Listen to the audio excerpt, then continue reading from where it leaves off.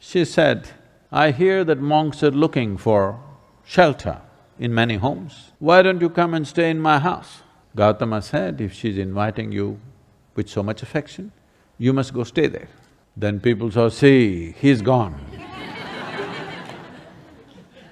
Gautama, the Buddha, with a large group of his disciples who was continuously traveling, made a rule that during the monsoon season, those 2.5 months, you can stay in the same place. The rule for the sannyasis or the monks who were with him is you should never stay in any place for more than 2 days. Normally, the monks were sheltered in many homes, so this rule he passed, more than 2 nights you don't stay in one house because it will be too much of a burden for the host. They are housing 10 people, you don't stay there for a month. 2 days, it should have been 1 day. 2, because you have walked a long distance and come, bit of recovery time.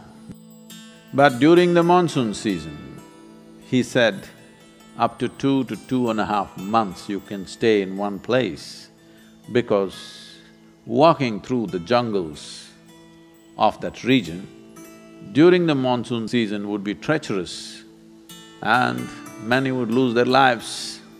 So this is a time like that, they stayed in a large town and they were spread across in many homes. The monks went out to get their alms from the people. Ananda or Ananda Tirtha, as he was known, who happened to be Gautama's elder brother before his monkhood, went out and there was a courtesan or a prostitute in the town. She gave him alms, looked at him, a handsome young man, tall and straight. She said, "I hear that monks are looking for shelter in many homes. Why don't you come and stay in my house?" Ananda said, "I have no issue, but I must ask the Buddha as to where I should stay." Then she became really taunting. She said, "Oh, you're going to ask your guru? Go and ask him, let's see what he says." So Ananda brought what he had collected for the day.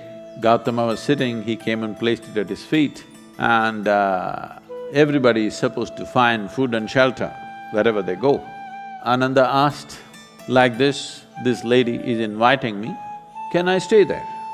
Gautama said, "If she's inviting you with so much affection, you must go stay there."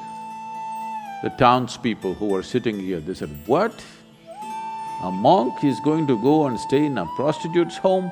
This is it." This spiritual process has become corrupt. Gautama looked at them and said, "Why are you so worried? The lady is inviting him. Let him stay, what is the problem?"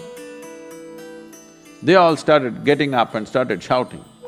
He said, "Wait, I am on this path because I see this is the most powerful way to live. Now you're telling me her ways are more powerful than my ways.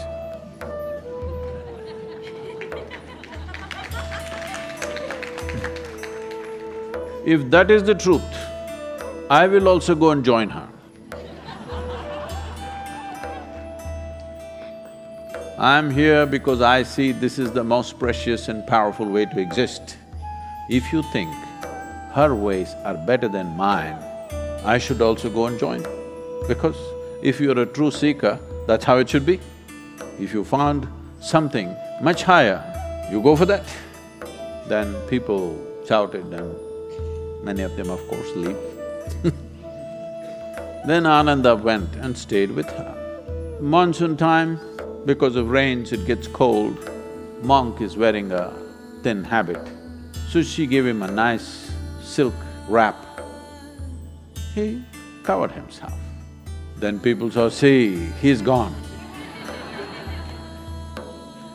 She made nice cooking and gave it to him, he ate. Then in the evening she danced for him. He sat, watching very carefully, with utmost attention. Then when they heard the music, "This is it, finished," things went on. When the time was up, when the rain stopped, when it's time to move, Ananda came to Gautama along with a female monk.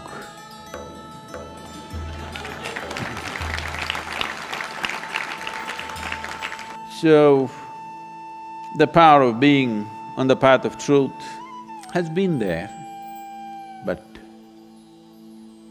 has been many times at its height, but never got mainstreamed. I see that today, because of our ability to communicate, because of the tools of technology, the natural longing, the innate longing in a human being to find truth. This is not a thought thing. This is not something that been taught to people that you must seek truth. It is natural for human intelligence to seek what is highest. If you are given an option, any human being, given an option, either to be here or there, he will always say, I want to be there. Right now he may be caught up here, but aspiration is to go to whatever is the highest. It is just that we have to show him that there are better highs than getting drunk, there are better highs than drugs, there are better highs than being caught up in social drama, there are better highs than being better than someone else. We just have to show it to him, we have to make him understand there is a better high. Forever, many sages, saints, yogis, gurus have been doing this, but as I said, they were gentle people. They didn't have a voice like me.